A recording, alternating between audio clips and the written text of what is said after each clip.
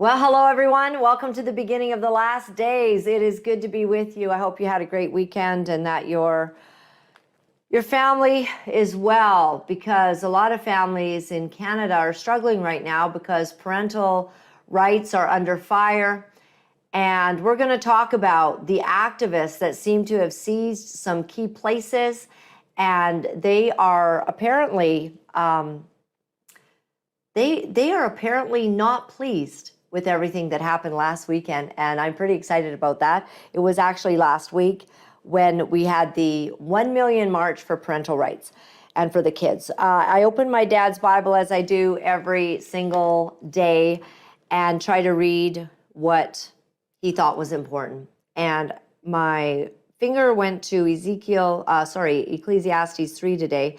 To everything there is a season and a time to every purpose under heaven, a time to be born and a time to die, a time to plant and a time to pluck up that which is planted, a time to kill and a time to heal, a time to break down and a time to build up, a time to weep and a time to laugh, a time to mourn and a time to dance, a time to cast away stones and a time to gather stones together, a time to embrace and a time to refrain from embracing, a time to get and a time to lose, a time to keep and a time to cast away, a time to rend and a time to sow, a time to keep silence and a time to speak, a time to love and a time to hate, a time of war and a time of peace.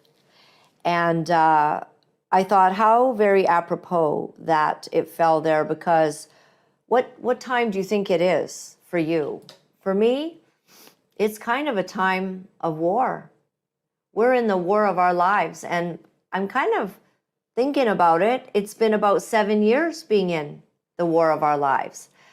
That's even before COVID hit and the war that brought on, the different ways and perspectives everyone had for dealing with that. But this battle for the family, this battle for our children, this has been about 7-8 years. We all didn't know. Everybody that marched in those protests, they all didn't know what this was all about 7-8 years ago. In fact, most people hadn't heard of gender, bending ideology at all. I want to go take you to my share today. This was shared on the date of the march by Sheila Gunn Reid. Love her, love that Rebel News covers what's going on in the world. And this was from Regina. As opposed to the half dozen pro-child mutilation activists in front of the legislature, hundreds of parents are gathering on the lawn as part of the 1 million March for Children. Rebel News journals were across the country basically filming, all that was going on. Now, her point being that, that there were very few of these others. Now, forgive me as I just had a sneezing fit a few minutes ago, and my nose is now running, and my throat is hoarse. I don't have a sickness or anything, okay? I just a little hoarse still from last week's adventure. So what she's basically saying, Sheila Gunn uses these very strong words. Do you see this? It says pro-child mutilation activists. And I struggle with how to frame what is happening. But I think this is kind of accurate. When you want to support children transitioning, it leads to cross-sex hormones. It leads to gender-affirming surgery, is what they call it, which is where they mutilate children's bodies, adult bodies as well. And they take breasts and they rework the private parts. I've seen some pretty hideous pictures of some attempts to change your body to the opposite sex. It's disturbing. It's shocking. And I'm sorry, none of those things look like a real penis. Wouldn't it be better if we were asking and encouraging kids to love the body that God gave them, to love the body that they were brought into the world with. That does not seem to be happening at all. That's not what's going on. Instead, there is an entire society of activists that are encouraging that instead of loving who you are, that you try to go down a path that's unscientific, ideologically unsound, ridiculous, and most people hadn't heard about it. Not only that, they're forcing it into our children's minds in schools. The school that you think you should be able to trust, the union members that represent the school teachers, which should be encouraging teachers to make sure they're doing their job, which is to teach math, history, science. Instead, these activists are encouraging teachers to show up at rallies and to be a part of encouraging child mutilation, because that in the end is what takes place. If you go down the path of all of this, that's what happens. And where are these union members? Where are these activists when a child does go through transition and, like the thousands upon thousands that are now coming out on YouTube, decides they made a mistake? Is it the LGBTQ that is loving? No. They're rejected. They don't have funds to give you the surgeries back to some altered state of what you originally had. You're on your own. That puts you in a high suicidality rate. And that's why we see that so many people, even who have transitioned with the love of their family, transitioned with the help of society, transitioned because everyone thinks it's great, they end up committing suicide because this was never what this was about. This did not solve their internal conflict or pain. And they end up, many of them, committing suicide or being in a bracket where they're having to get extreme help for the emotions, for the mental anguish that they're in. So this is the fight of our lives. It's the fight for our families, our children, our grandchildren now. This is the fight that we're in. And to see all of those people march, to see the thousands and thousands and thousands of people march. I'll see if I can just pull up, this. We can just play this maybe as we have the interview. I think I'll get it ready for when we had, this video here basically starts at the beginning. So this is the beginning of the line in Ottawa where I was. That was the beginning. For the next 10 to 11 minutes, thousands upon thousands upon thousands of every nation and tribe, every religious affiliation, every color of skin marches together to stand for the children of this nation, that the very dark and sick path that Canada has taken on would come to an end, and that common sense, science, and parental rights will reign in this country. One of the incredible women in our country that is fighting for these parental rights and has been in the courts fighting against all kinds of things for many, many years. She's been a lawyer for 24 years. Lisa Miron is here with us, and I hope I said your beautiful name correctly, Lisa. And I really gave it my best shot for the French version. That's a lovely name. Thank you for doing the great work that you've been doing to fight for the kids. You have been in courts wrestling for the rights and the freedoms of many families in Canada for a lot of years. In fact, you were saying that you've sued the government over SARS-CoV-1. So tell us about that before we begin with the other information. Sure. It's a pleasure to be here, and it's an honor to be able to speak to fellow Canadians about issues that really concern us and issues that the mainstream media will not discuss. And because it's such a hot potato, issues that really even professional people have a difficult time tackling. And so I'm a bit of an activist now. I've been a lawyer for 24 years. I have a Bachelor of Science in Environmental Science with a minor in chemistry. and I know we're queued to talk on 15-minute cities soon. And I have an LLB and an LLM. And interestingly for me, my master's was in conflicts of interest. And so that's going to be a little bit more relevant as we go along. Um, the first SARS came about, and I represented the family of Nelia La Rosa. Um, she was the first nurse who died of SARS. And so I was a very young advocate at the time. And it really gave me my stripes in terms of, you know what, there can be government overreach and there can be issues that we need to battle through with governments. And of course, you know, the outcome is under a confidentiality agreement. And so I can in particularly discuss that. I myself have been working on a book on the weaponization of professional bodies, and it should be released in October. So I'm very excited about that as Amazing. well. And now I came to looking at the issues of gender ideology, you know, as a parent, as a mom of four. And I was, you know, really remiss at looking at our school system. We're in a Catholic school board. And the reason why was I loved school and I loved my teachers. And I come from a family of teachers and, you know, an aunt who's a principal. So I just entrusted my kids to the school. And my two 10-year-olds came back from school one day and they had been presented a document from their principal. So, you know, an ultimate arbiter of authority within the school system.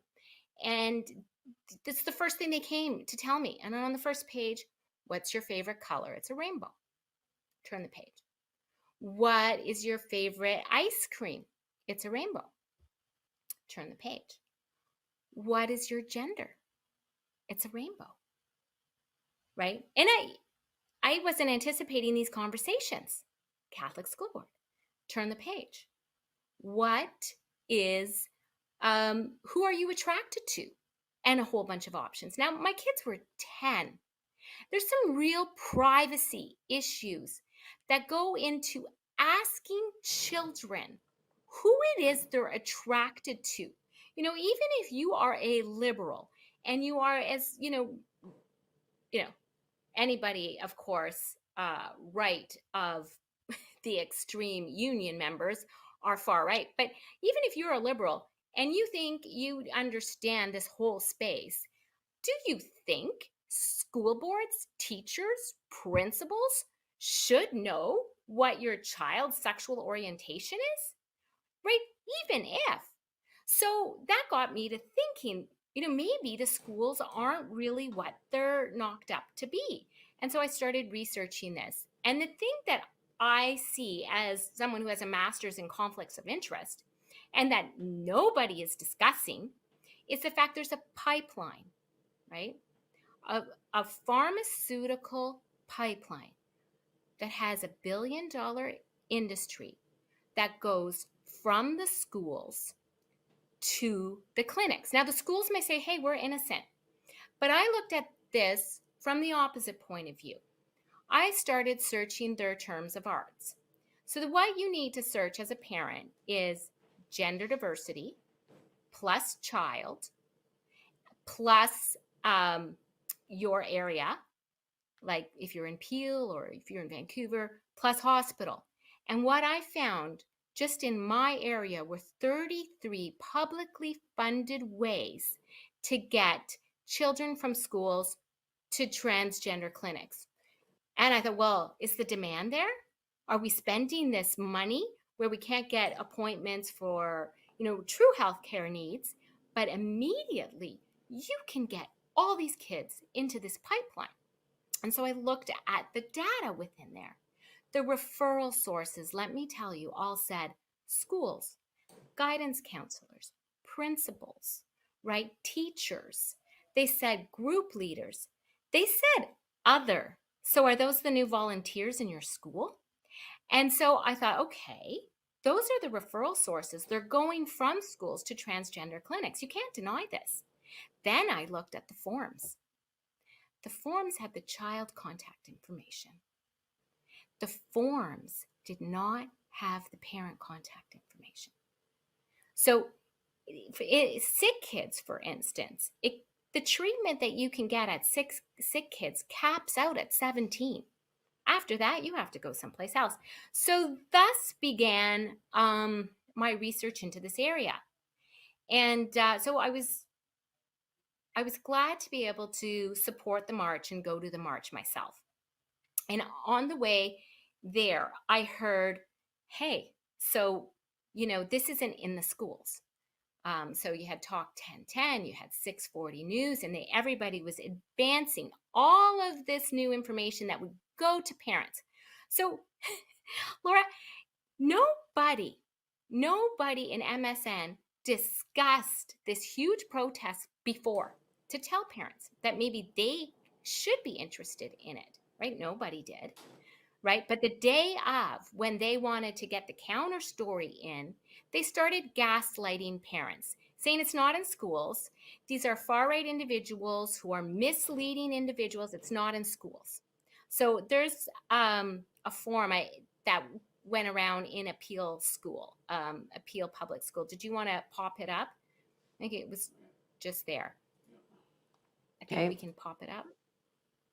So I don't know if you can see this at home, but how disturbing is this when it says, what's the name that you want to have in class? What are your pronouns in class?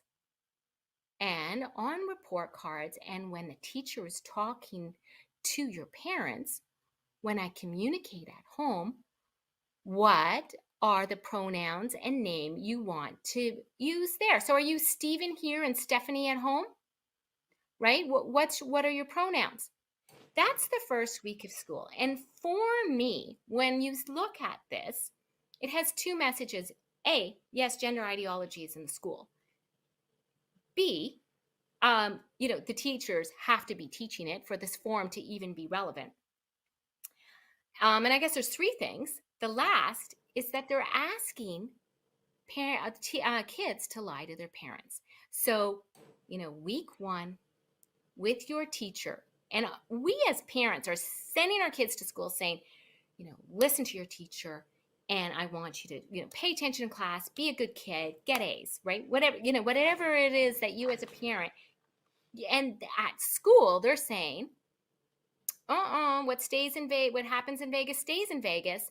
This is Vegas, and we are going to have a different agenda here, and it's teaching kids to lie to their parents. So that is an exposure in and of itself that's dangerous. So if you as a parent want to make sure your kids don't do drugs, if you as a parent want to, keep them along the straight and narrow in other ways, they are being taught to undermine and lie to their parents.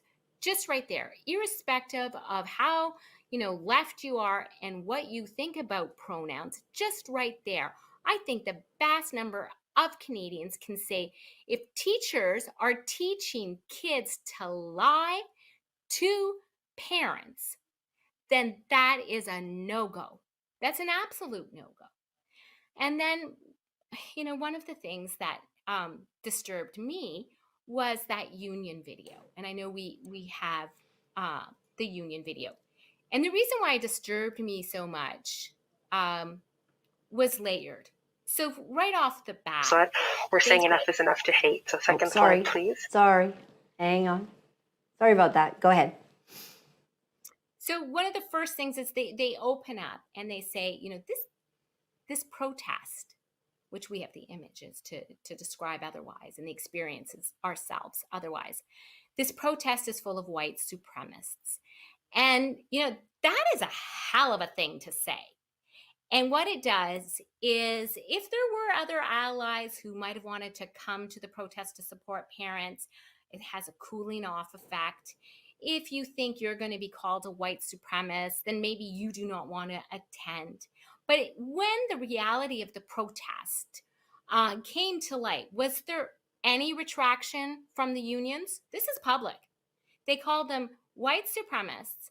And, I went to the Mississauga one. and I had to cut through 15 people, which were the protest people at around 10 o'clock. And then I, sat with and met so many wonderful people that I'd never known before. And they were all races, right? There were Arab Christians, there were Muslims, I met a Jewish man who was there by himself. I met a family with Syria whose children colored with my children.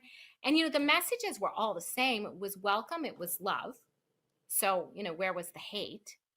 And there was no, idea. If there were white people that didn't like the multicultural family that was there, they were all in the counter protest, which is another thing that, nobody is pointing out, is that this protest has such plurality, but the anti-protest is made up of, one type of individual, it seems like. Yes, And that's so, such a good point.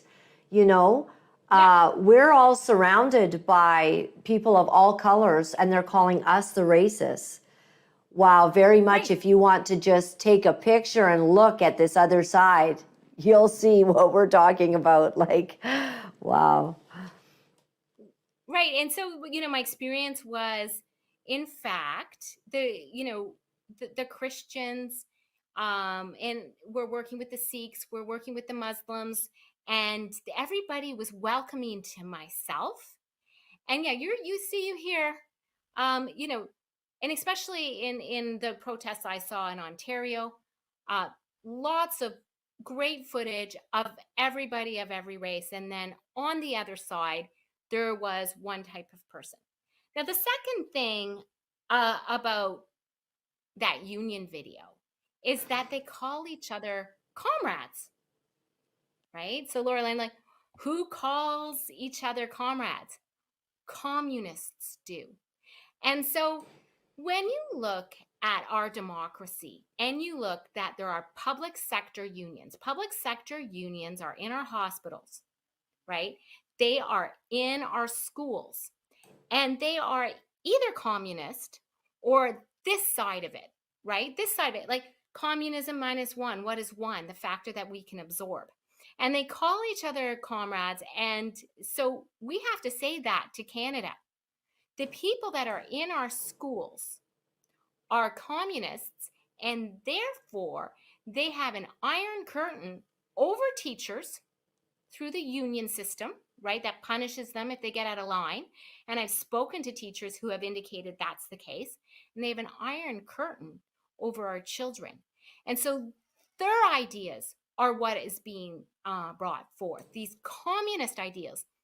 And so if our union members who are in the public sector are communists, then are those institutions that they use their bargaining power for also communist? So then you say to yourself, okay, so for instance, the province of Ontario is conservative right now. They went overwhelming conservative after Win. And so we have this conservative government, but the use of the bargaining process has undermined the two areas, healthcare and schools, where the province has authority over. So, in my view, and this won't be a popular solution over there, or this is the wrong way. That solution is new unions with conservative values or family values or even apolitical unions, and strip them of their power because they no longer represent, the average person. They know they're undermining our institutions.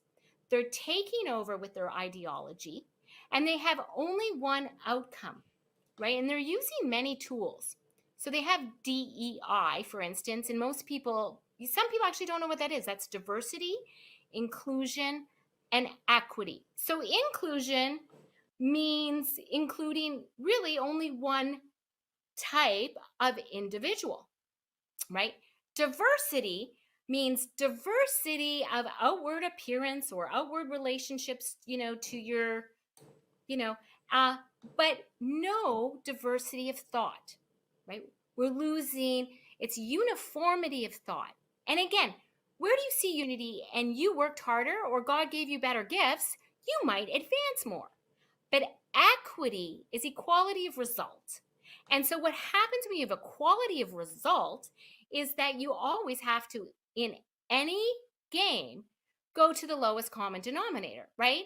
If everybody has to finish the race at the same time, you have to run to the slowest person. So is that really what we want our education, right? Where we should be trying to advance the best and brightest and give opportunity and a leg up sometimes to other people who have been disadvantaged, through scholarships and what have you.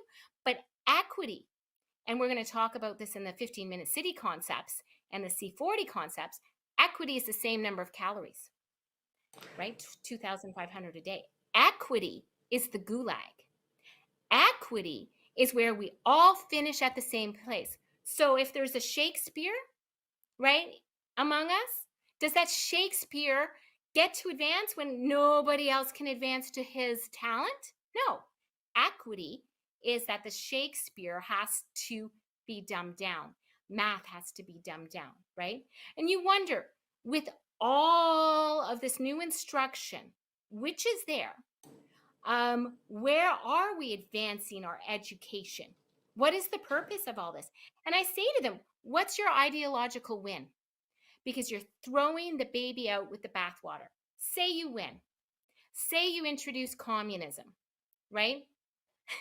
Those lattes you're slurping on in your Zoom meetings, planning all this great stuff. Where's that hair dye coming from, right? If we're all in a communist, the kind of life that has to be imagined where the communist wins will not be right for even the communists. Every communist country tries to get out of it. Mayo used identity politics to divide his nation, right? And so it was red and black being the nationalists and red being the communists. And he continued to divide them, and he used the youth as the way to do so. And we're seeing that, except for it's now, well, we've got this rainbow and the nationalists, and they like to paint us in one way. And that just does one thing to the dialogue, which is to, they're nestled in power. They have the power structure and they control the dialogue. They control the schools. And let's look at that MSM issue again. If it's pharma that has $1 billion industry, right? Do you want to get your cigarette smokers young, right? Do you want to get your lifetime of hormones young, or do you want to get them older, right? And that's, when you add that dimension, you see that the unions are acting like communists. And are they Antifa? You see that nobody discussing the pharma pipeline and their profit.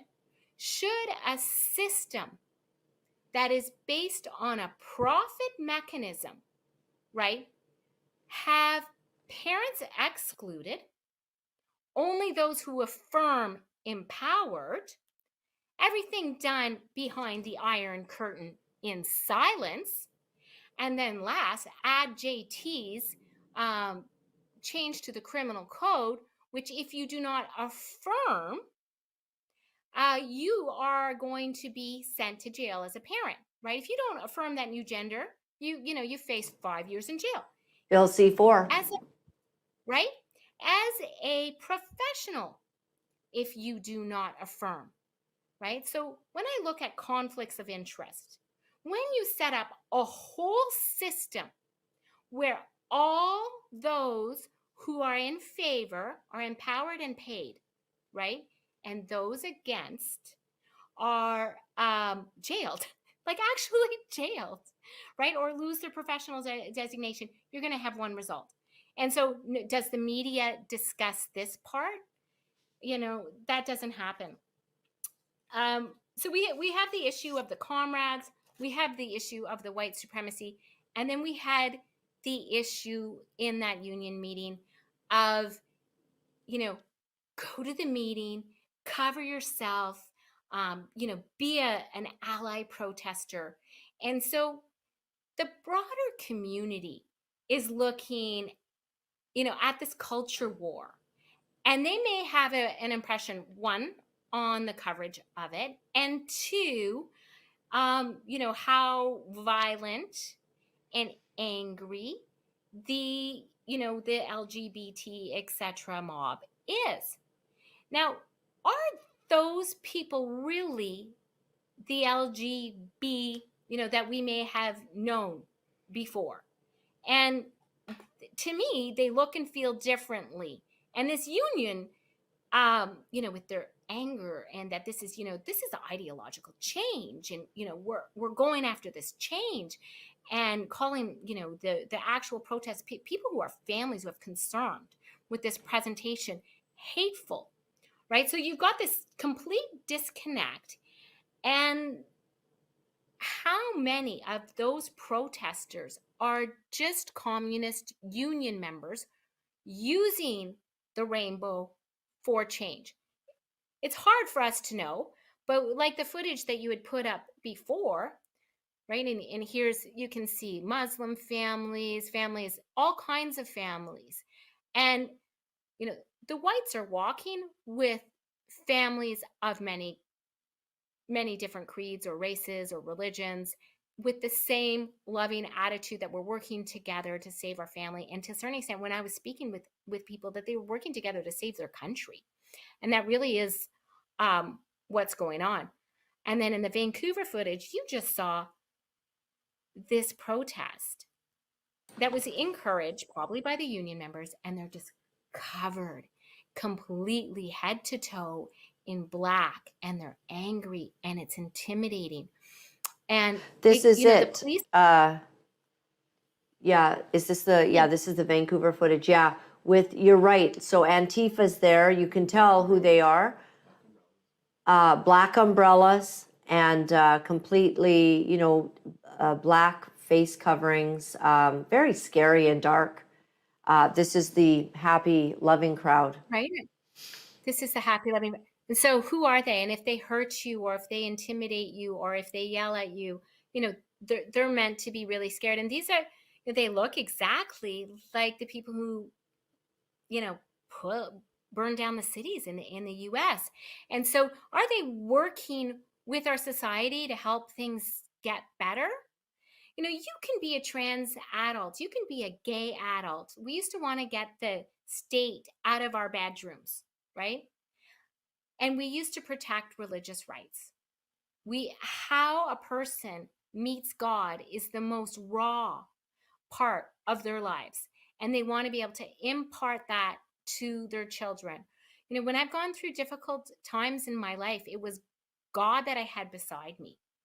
And so, you never know as a mom or a dad when you're going to leave this earth, and you want your kids to have that same solace that you had in your belief system for God. And so they have one belief, and you brought down Ecclesiastics and read it today. And there's a time for tearing down, and there's a time for building up.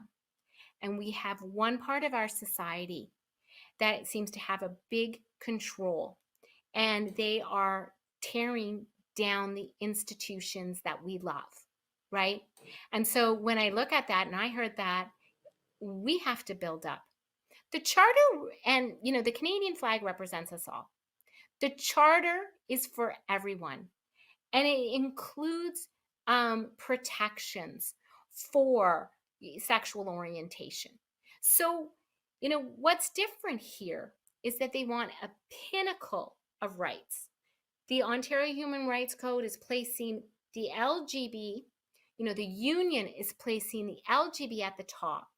And then any other right that you may have had, this is throwing the baby out with the bathwater, is being subsumed underneath. And so when you have a hierarchy of rights, then it doesn't really work to protect people who have religious belief systems. And I had to look at recently when they gaslight, the media gaslights and says, it's not in the schools. I had to look recently at the Catholic Code of Conduct. And so what the Catholic Code of Conduct does is it tells you about your anti-bullying policies. So your anti-bullying policies means that your child can get expelled, right, for gender, causing stress to somebody who has a gender fluidity identity issue or, mispronouns. So you're telling me it's not in the schools, but my child can get expelled? Which is it? It's not in the schools, or it's in the schools, in the bullying policies, and they're enforcing those against our children, and they're educating it all the time. So, to close out, I think there's two responses that we should be looking at. And the one is seriously putting together a union, right? Who are the people that want to start this? Having a conservative-based union. And when the unions right now are so far left and they're communist, right? What was their position during COVID, right? The kids have to get vaxxed. What was their position during COVID? Shut it down, shut it down, shut it down. What did they do to parents during COVID, right? What did they do to their teachers, right? You can't work unless you're getting vaxxed, right? So are they for the benefit of society? What did they do to the little guy who lost their business as a result of the hyper-COVIDians inside the unions, right? Do they represent, the little guy in society anymore? I don't think they do. And so, they were at war with the people during COVID. They're at war on this issue. You cannot discuss the reasonableness of letting a child wait till they're an adult, right? You cannot discuss the reasonableness of letting a parent know the status of what's being taught in the curriculum. They seem to be at war with our own society. And so the quickest way to get rid of the unions in every single school is to have another union. And then you are going to see the teachers breathe a sigh of relief because they're behind, controlling the teachers, their positions. When you look at the NDP and you look at the QP website, they're indistinguishable. So basically what you're saying after you see this communist video that was on Zoom is that our NDP are so socialist, they're likely communists now. And they don't even espouse the charter rights. They don't even espouse freedom of speech. They don't want to hear. They don't want dialogue. Then the second idea I had, and I think it really involves perhaps an Orthodox Jewish family in Canada who's in a public school, because there is in Exodus, which is their most important book. It's when Moses came and took the Jews through the desert and the tablets came down. Exodus also has the statement, it's 24:5. Thou shalt not make unto thee any graven image or any likeness of anything that is in heaven above, or that is in earth beneath, or that is in water under the earth. Thou shalt not bow down thyself to them, nor serve them. For the Lord thy God am a jealous God, visiting the iniquity of the fathers upon the children, unto the third and fourth generations, them that hate me. So we have this new symbol universally in all our schools. Not everybody can afford a private school, or not everybody can take their kids out. And so what we're saying, to Jewish families, Christian families, and Muslim families is that you must bow down to this image. This is a graven image. And they have the most success as because a lot of their religious holidays surround Exodus. And so bringing a case on that basis with amicus briefs from Christian and Muslims and Sikhs and secular people would be a solution. So the unions are not our friends. We have a conflict. We have a system that's based on a conflict of interest where only one outcome can prevail. The minute this ideology worms itself into the child, there's the pronouns, and then it's the clothes, and then it's it's a pipeline. And only one outcome is rewarded, and the other outcome is silenced with jail. And where in history have we ever sterilized minors, right? Experimented on minors, right? Where have we done that? If you did this to Ukrainian children and you did it in the context of the war, and it was, the Russian army who did that, we would call it a most horrific war crime.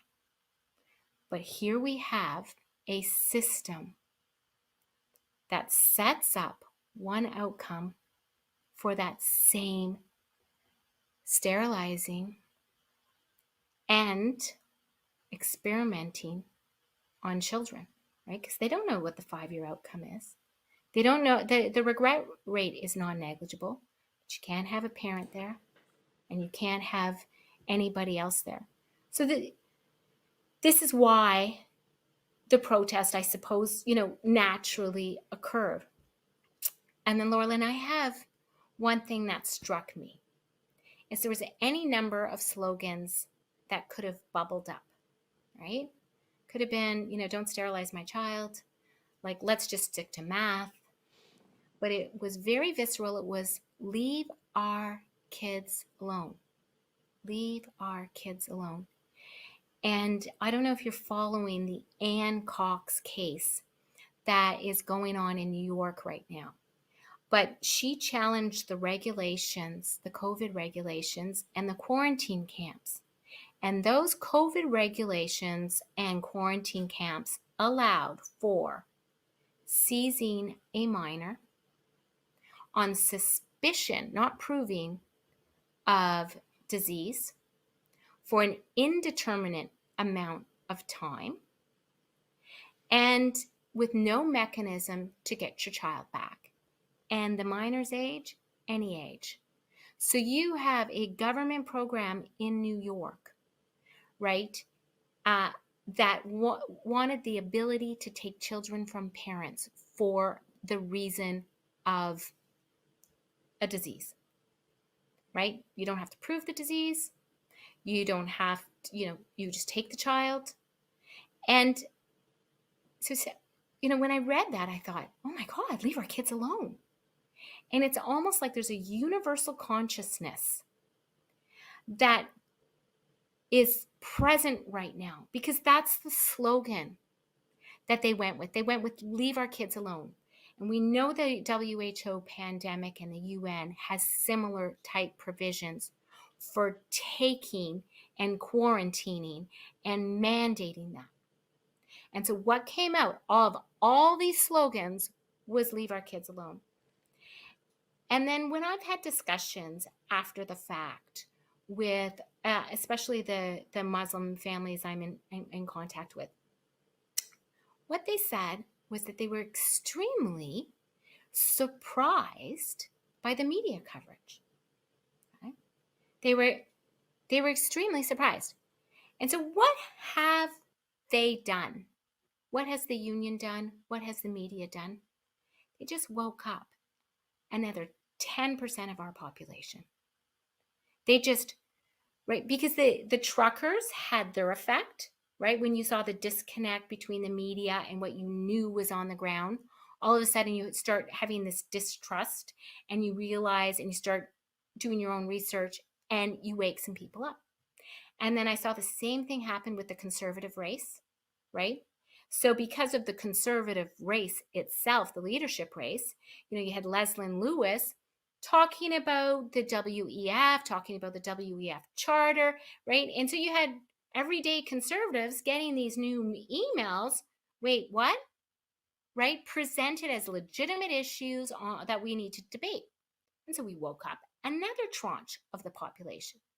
And then here we have parents who are furious. They're upset. They want their education system back. They think their demands are reasonable. They want math, English, science, reading, writing, gym, music, right? Be nice, but that's it. And that's a reasonable request. And how did the media cover them? Hate group. They only showed one side of it, right? Didn't see any coverage leading up to it. And so all of a sudden, you have, again, another group of people that are distrusting the presented narrative.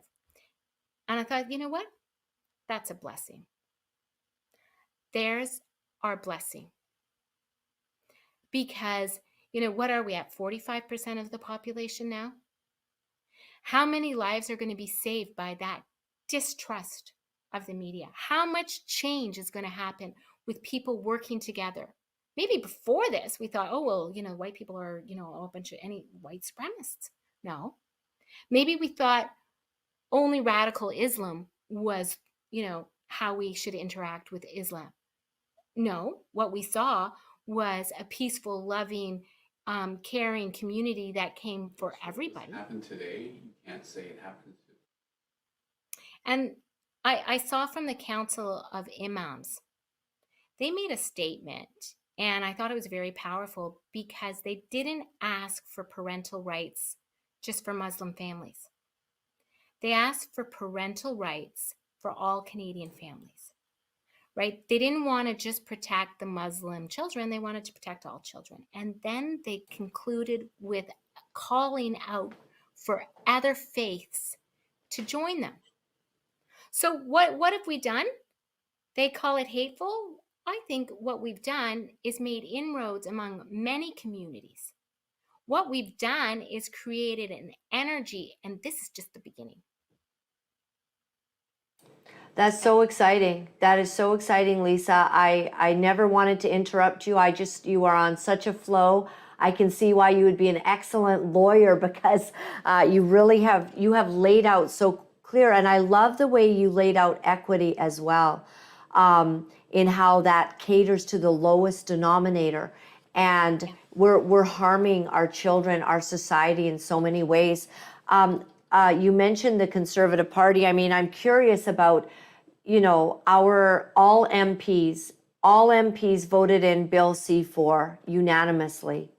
And that is the bill that criminalizes a psychiatrist, you can lose your designation if you tell a child not to transition and you encourage your child to just stay as they are.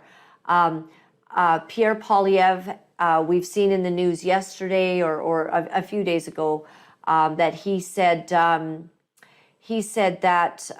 he wants everyone to be quiet. He wants all the MPs just not to talk about it. And I'm kind of surprised there's not more courage in the land, Lisa, because if anything, what happened here, we can see it on the screen, what happened on September 20th should be a very clear sign. You have the majority. You have the people on your side.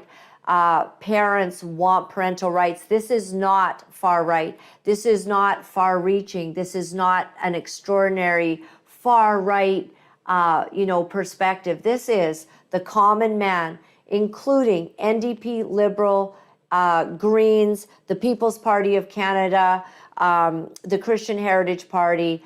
I believe that across all of those parties, this issue is at the forefront, and people want this protection. And when you see the Muslims, which are such a coveted group by the Liberals and the Conservatives to, bring them in and make sure you get their votes, are they not understanding that at the very heart, the heartbeat of this man I'm walking here right now with, Camille El-Sheikh, who started the 1 Million March, a wonderful man with 3 children. I met his wife. They are beautiful people. One of the things he said to me was, Laura-Lynn, they scared us. They told us that you guys are white supremacists, and they scared you, and they told you that we're terrorists, you know? And maybe we have to put all of that fear-mongering aside, and we'll never agree on our religious, the nuts and bolts of maybe what we believe in. But that's not the issue. In Canada, you can be a Muslim, you can be a Sikh and a Christian and a Jew, you can be an atheist. But for our children, this is a united front. And I'm a bit shocked, Lisa, and I'd love to hear your perspective on why the Conservative Party is not seizing the day on this matter. I'm a little shocked. I did see an interview where he was asked, does Pierre he know about Poilievre? Pierre Poilievre, does he know about the 1 Million March? And he said, I don't know about the organizers, right? And that's important because, he was burned another time, and I'll give you that example. And then he went on to say, but, what this march is about, I think, is about parental rights. And parental rights are what Canadians want, and they're reasonable asks. And he says it way more eloquently than I do. And I did see that clip, and it should be circulating in the media. And then the second thing is that the Conservative members themselves had that vote where they voted against gender affirming surgeries for minors. And I think that that's important. It's the people who are part of the Conservative Party, the people who are saying, this is reasonable. What's going on? We saw Jagmeet Singh march with the protester, the counter protesters, and we saw, the Liberals come down very firmly that this was anti-LGBT. But one of the things I know is that, get the state out of the bedrooms of the nation has turned into think like us, raise your kids like us, or we're going to take them away from you and use the criminal code against you. That is not Canada. Hello, any centrist liberals, right, who want to say anybody who thinks about the vax or anybody who has an opinion that differs from what is purported the liberal, staunch horse opinion should be, eliminated, their voice eliminated. And what they use is the word phobe, right? There's that clip, and I love it. It's Jagmeet, and he's, someplace on the street. And this isn't during the protest. There's a guy in a black car who goes behind him, and he's got tinted windows, and he yells, and ASSHOLE. Okay, he yells that to Jagmeet. Without missing a beat, Jagmeet turns around and yells, homophobe. Now, my response to that is the only legitimate way for that to is be he a homosexual? Yeah, is that everybody should know Jagmeet is gay, or or he knows who's in the car, and it isn't about the CCP and propping up the Liberals with all the problems and the debt and the way Canadians are suffering. It could be any reason that you would be mad at Jagmeet Singh, but the only reason, and the gut, everything comes back. You're a racist, you're a white supremacist, you're a Nazi, you're this, you're that. And that has been the shame-based dialogue. And up to now, it has worked. But I think what's going to happen is that we are going to walk all over those words. Those words are going to stop having their meaning because they don't have the meaning to Jewish people. Jewish people are not going to hear Nazi and think these are people who, fundamentally dislike Jews and want, they are not. They are people who want parental rights, and that has nothing to do with Nazism. Or, somebody who wants informed consent. They're not a homophobe, right? That doesn't make you a what they're doing is trying to equate ideas. And when you have the power, and when your power is so hegemonic, you can have no debate, because any debate on the merits will distract and destroy your power. And so they use silence, shame-based dialogue, to silence opposition, right? You want all the nurses to work 24/7. You want, stay home, or, people in long-term care will die, right? You want old people to die. All of their dialogue is the same. It all lines up, right? Hey, I don't believe it anymore. And I think what's happening is it's going to start losing their power. We need to overcome DEI. This is a really big issue. We need to overcome the unions. This is a really big issue. I think that's the cornerstone. That's the cornerstone of reclaiming our schools. And we have to bring a case that really does challenge the idea of graven images. What other place, and we're back at communism, that you can have only every single institution think one way?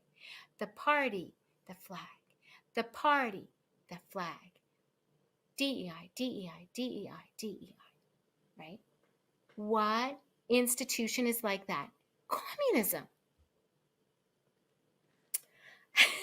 I have a lot of 100%. opinions. 100%. No, I could just listen to you all day. You're absolutely incredible. And I think that everything that you're saying is accurate. It's time to seize the day. This is only the beginning, what's happened. You've outlined very, very clearly.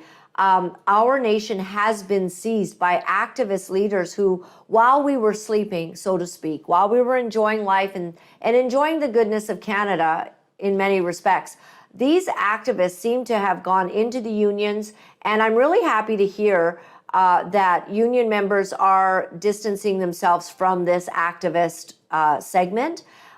They seem to have, a core group. We noticed in Ottawa, by the time, the day got on a bit, that their shift must be done. They were no longer getting paid to be there, and they just hightailed it out. I mean, that's really what happened. I do want to say that, in Toronto, there was a bit of difficulty, if JT has that ready. One of the kids that we just love is Josh Alexander and his brother, and I'm sure you've heard of them, but it does seem that there was some violence last Friday, and this is Nick, Josh's brother, and Nick Alexander, and it appears he's being taken away, blood on his face, and he's being taken by the cops. And so I've not yet gotten the full story myself for that, but these things can turn ugly, and we have seen Billboard Chris attacked in front of Christians, in front of the police officer, and with them not really standing up for the people and their right to peaceful protest against this agenda. And that's been a concern for many people. Even I talked to many before they went to the Ottawa protest, and across the country, rumblings of, the concerns about violence and things like that. And it's not from our side, it's their side. Mm-hmm. And so, this is a difficult time, a time for peace and a time for war, a time to tear down, as you said. And I'd like all of the flags taken down. As a lawyer, I hope that there might be some things that we can do legally. If you're going to put up a pride flag, you better put up a Muslim flag. You better put up a Sikh flag. You better put up a Christian flag. Might as well put up a veteran flag as well. You're going to have crosswalks for the LGBTQ. You should have a crosswalk for our veterans who have stood for us. You should have a crosswalk for all nations, all the peoples represented. I don't like how they are just choosing their little special interest group and highlighting them. And then everyone who doesn't agree with their ideology is forced to see this thrown in their face. And I think it is backfiring against them because people are getting fed right up. Well, it's a nonstop, open up and, you're gagging on it. I've done a lot of cases for the little guy, and I know what the little guy looks like. right? I know what oppressed looks like. I tend to go after the David, versus the Goliath. I don't know why, it's just who I am. But I'll tell you one thing. This isn't oppression. I know what oppressed people look like. They don't have, 30 flags flying from the UN for a month. They don't have a flag and a sticker on every door in every classroom, right? They don't get safe spaces, right? They don't get a massive industry in healthcare when Canadians themselves can't get cancer appointments or MRI appointments, and we're suffering for we know why. No, these do not look like oppressed people. And let's just call a spade a spade. Our last Ontario Premier was an out lesbian. She was respected by her people, to the extent nobody likes her curriculum now that we know what it's about. But she was voted in, right? You could attain the highest office in our country and be an out married lesbian, right? You can get married, right? You have the rights. And how is Right? that discrimination? Like they just get so much. In fact, people will hire a gay person for equity because they need a gay person in the office or the building or, or in their organization. And this is the equity coming in. If that person might not be the best person for the job, but they have green hair and a couple of distinguishing nose rings and they're getting the job. And I think this goes back to, this is the point. Mayo's identity politics is to divide us. So we've already taken one really big one, which is, difficulties from the most fundamental in our faith, right? Like the most, you might have a Christian, but they're not going to school, or they're not going to church all the time, and they're not, part of their beliefs. It's the more religious Christian who's hand in hand with the more religious Sikh, more religious Muslim. And you've broken down that barrier. That barrier's gone. And what I expect to happen next, if real dialogue can happen, is that the LGB starts saying, you took our movement, you took it for profit. That profit is a system. And, they don't, I wonder, is that something I thought? The profit is a system that is taking children and mutilating them, and we don't want to have anything to do with it. And so, instead of saying, I want this instead of LGB, I think we have to have that dialogue with LGB and say, you have rights. Please assist us in getting our religious rights back. Because many of these LGBT, they all come from families, right? It's the T profiteers, the trans-surgical profiteers, the system. And that in of itself, right? You cannot divide that from the fact that it's sterilization and that there's a population activity agenda. Lisa, I appreciate that so much. I was just thinking, what happens if all of these kids that got transitioned start suing and can lay claim to funds that have been made on the racketeering and the big pharma push of this agenda? Start getting the money back by the millions. You've lost your breasts. You're on cross-sex hormones. You will never have a female voice again because they put those puppies, into your body when you were 14 years old and you didn't know what you were doing, and some doctor did it. Go after the doctor. Go after big pharma.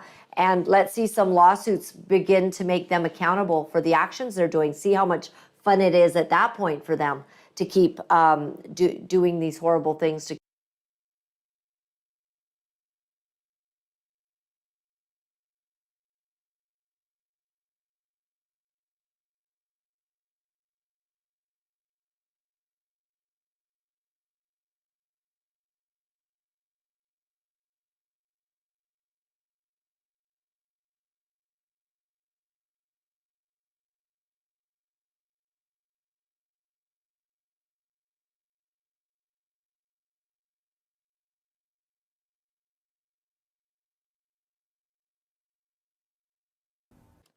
Well, hello, everyone. Welcome to the beginning of the last days. It is good to be with you. I hope you had a great weekend and that you're your family is well, because a lot of families in Canada are struggling right now because parental rights are under fire.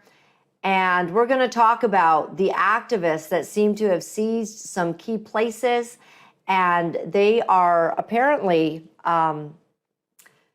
they are apparently not pleased with everything that happened last weekend, and I'm pretty excited about that. It was actually last week when we had the 1 million march for parental rights and for the kids. I opened my dad's Bible, as I do every single day, and try to read what he thought was important. And my finger went to Ecclesiastes 3 today.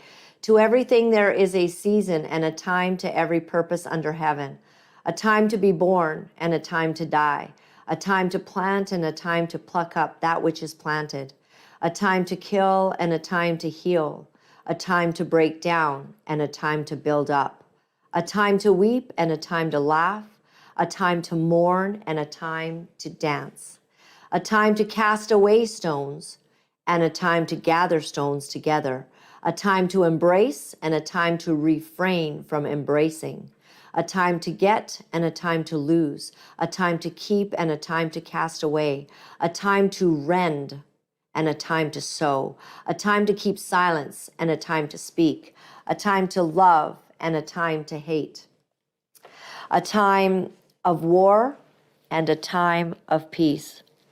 And I thought how very apropos that it fell there, because what time do you think it is for you? For me, it's kind of a time of war. We're in the war of our lives, and I'm kind of thinking about it. It's been about 7 years being in the war of our lives. That's even before COVID hit and the war that brought on, the different ways and perspectives everyone had for dealing with that. But this battle for the family, this battle for our children, this has been about 7-8 years. We all didn't know. Everybody that marched in those protests, they all didn't know what this was all about 7-8 years ago. In fact, most people hadn't heard of gender, bending ideology at all. I want to go take you to my share today. This was shared on the date of the march by Sheila Gunn Reid. Love her, love that Rebel News covers what's going on in the world. And this was from Regina. As opposed to the half dozen pro-child mutilation activists in front of the legislature, hundreds of parents are gathering on the lawn as part of the 1 million March for Children.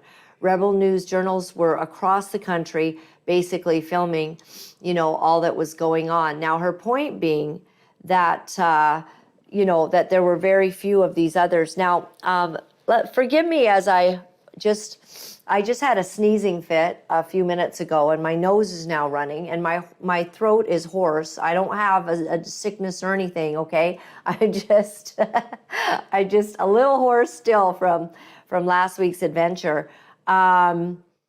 So what she's basically saying, Sheila Gunn uses these very strong words. Do you see this? It says pro-child mutilation activists. And I struggle with how to frame what is happening. But I think this is kind of accurate. When you want to support children transitioning, it leads to cross-sex hormones. It leads to gender-affirming surgery, is what they call it, which is where they mutilate children's bodies, adult bodies as well. And they take breasts and they rework the private parts. I've seen some pretty hideous pictures of some attempts to change your body to the opposite sex. It's disturbing. It's shocking. And I'm sorry, none of those things look like a real penis. Wouldn't it be better if we were asking and encouraging kids to love the body that God gave them, to love the body that they were brought into the world with? That does not seem to be happening at all. That's not what's going on. Instead, there is an entire society of activists that are encouraging that instead of loving who you are, that you try to go down a path that's unscientific, ideologically unsound, ridiculous, and most people hadn't heard about it. Not only that, they're forcing it into our children's minds in schools.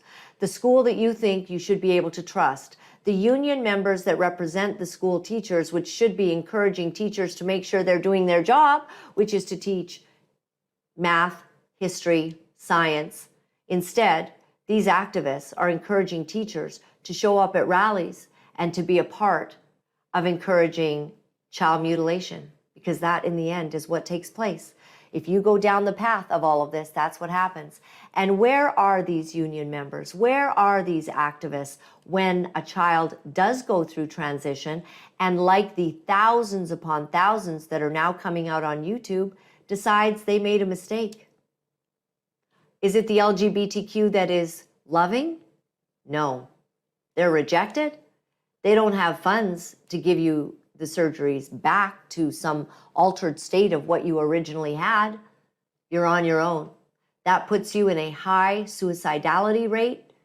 And that's why we see that so many people, even who have transitioned with the love of their family, transitioned with the help of society, transitioned because everyone thinks it's great, they end up committing suicide because this was never what this was about.